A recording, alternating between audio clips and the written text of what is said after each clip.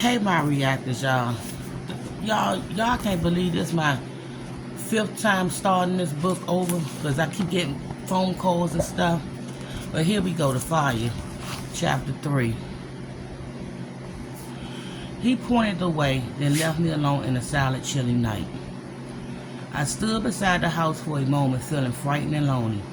I hadn't realized how comforting the boy's presence has been. Finally, I began walking across this wide, grassy land that separated the house from the fields. I could see scattered trees and shadowed buildings around me. There was a row of small buildings all to one side, almost out of sight of the house. Slave cabins, I suppose. I thought I saw someone moving around one of them, and for a moment, I froze behind a huge spreading tree. The figure vanished silently between two cabins, some slave, probably as eager as I was to avoid being caught out at night. I skirted around a field of some grassy waist-high crop I didn't even try to identify in the dim light. Rufus had told me his shortcut, and that there was another longer way by road. I was glad to avoid the road, though. The possibility of meeting a white adult here frightened me, more than the possibility of street violence ever had at home. Finally, there was a stand of woods that looked like a solid wall of darkness after the moonlit field. I stood before it for several seconds, wondering whether the road wouldn't be a better idea after all. Then I heard dogs barking, not too far away by their sound, and in sudden fear, I plunged through a tangle of new young growth and into the trees. I wondered about thorns, poison ivy, and snakes. I wondered, but I didn't stop. A pack of half-wild dogs seemed worse, or perhaps a pack of tame hunting dogs used to track and runaway slaves. The woods were not as totally dark as they had seemed. I could see a little after my eyes grew accustomed to the dimness. I could see trees, tall and shadows, trees everywhere. As I walked on, I began to wonder how I could be sure I was still going in the right direction. That was enough. I turned around, hoping that I still knew what around meant, and headed back to the field. I was too much of a city woman. I got back to the field all right, then veered left to where Rufus had said there was a road. I found the road and followed it, listening for dogs, but now only a few night birds and insects broke the silence. Crickets and owls, some other bird I had no name for.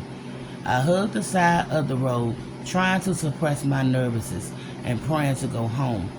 Something dashed across the road so close to me that it almost brushed my leg. I froze, too terrified even to scream, then realized that it was just some small animal that I had frightened. A fox, perhaps, or a rabbit. I found myself swaying a little, swaying dizzily. I collapsed to my knees, desperately willing the dizziness to intensify, the transfer to come.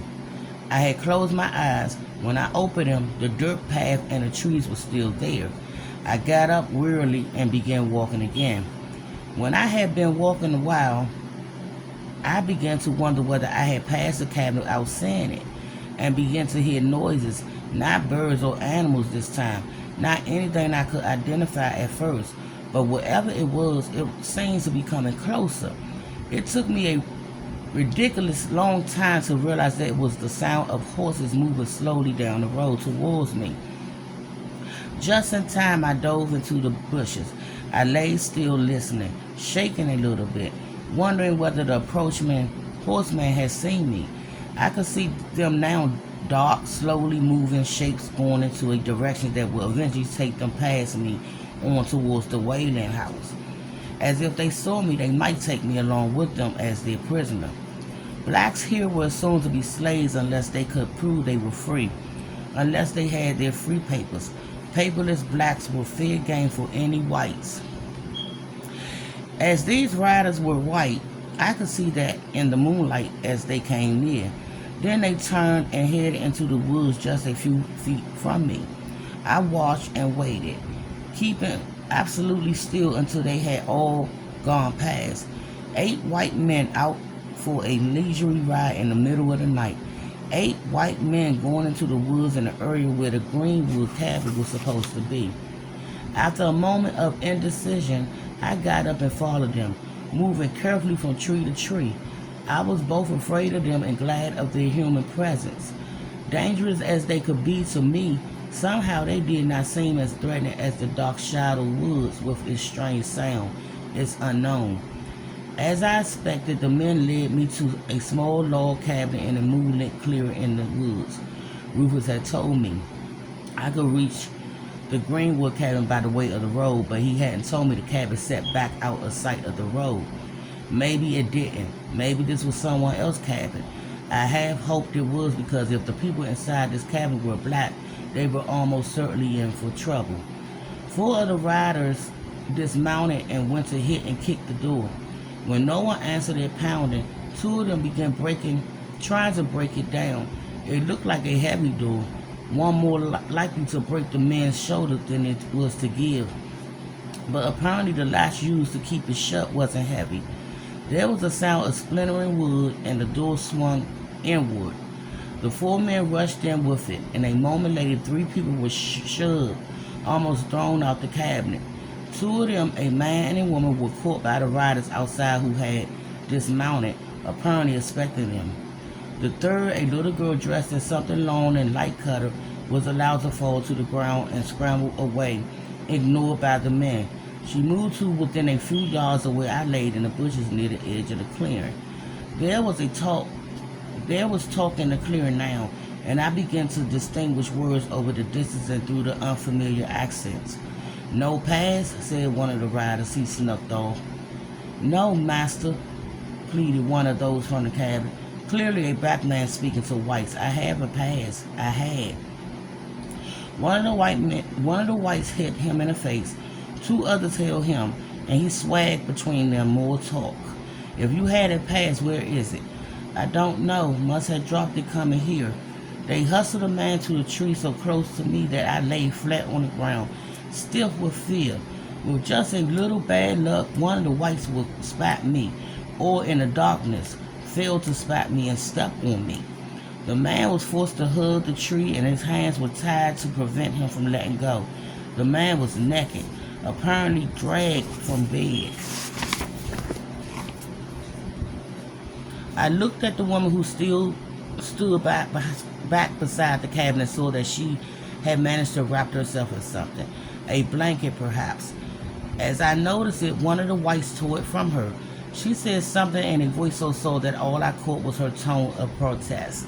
"Shut your mouth," said the man who had taken her blanket. He threw it on the ground.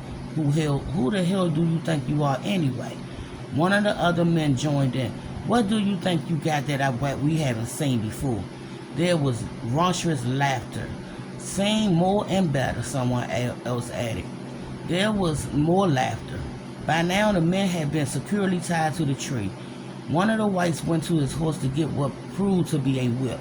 He cracked it once in the air, apparently for his own amusement, then brought it down across the back of the black man. The man's body convulsed, but the only sound he made was a gasp. He took several more blows with no outcry, but I could hear his breathing hard and quick. Behind him, his child whipped noisily against her mother's leg, but the woman, like her husband, was silent. She clutched the child to her and stood, head down, refusing to watch the beating. Then the man's resolve broke. He began to moan. Low, gut-wrenching sounds tore from him against his will. Finally, he began to scream. I could literally smell his sweat, hear every rag breath, even every cry, every cut of the whip. I could see his body jerking, convulsing, straining against the rope as he screamed, went on and on. My stomach heaved, and I had to force myself to stay where I was and keep quiet. Why didn't they stop? "Please, master," the man begged. "For God's sake, master, please." I shut my eyes and tensed my muscles against an urge to vomit. I had seen people beaten on TV and in the movies. I had seen that two red blood substitute streaks across their backs and heard their well-rehearsed screams. But I hadn't nearby and smelled their sweat or heard them pleading and praying. Shame before their families and themselves. I was probably less prepared for the reality than the child crying not far from me. In fact, she and I were reacting very much alike. My face too was wet with tears, and my mind was darting from one thought to another, trying to tune out the whipping. At one point, this last cowardice even brought me something useful. A name for whites who rode through the night in the South, breaking in doors and beating and otherwise torturing black people. Patrols, group of young whites who maintained order amongst the slaves. Patrols, forerunners of the Ku Klux Klan. The man screaming stopped. After a moment, I looked up and saw that the patrollers were untying him.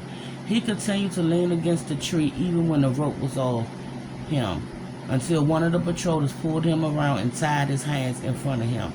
Then, still holding the other end of the rope, the patroller mounted his horse and rode away, half dragging his captive behind him. The rest of the patrols mounted and followed, except for one who was having some kind of low-voice discussion with the woman. Evidently, the discussion didn't go the way the man wanted, because before he rode after the other, he punched the woman in the face exactly as her husband had been punched earlier. The woman collapsed to the ground. The patrollers rode away and left her there. The patrol and his stumbled captive headed back to the road, slanted off towards the Wyland house. If they had gone back exactly the way they came, they would have either gone over me or driven me from my cover. I was lucky and stupid for having gotten so close. I wonder whether the captive man belongs to Tom Whalen. That might explain Rufus' friendship with the child Alice. That is, if this child was Alice, if this was the right cabin. Whether or not, though, the woman, unconscious and abandoned, was in need of help, I got up and went over to her. The child, who had been kneeling beside her, jumped up to run away. "Alice," I called softly. She stopped, peered at me through the darkness. She was Alice. Damn. These people were my relatives, my ancestors, and this place could be my refuge. Okay, y'all, I'll be back with chapter 4. And thank y'all for watching and subscribe and share and all that good stuff. Bye-bye.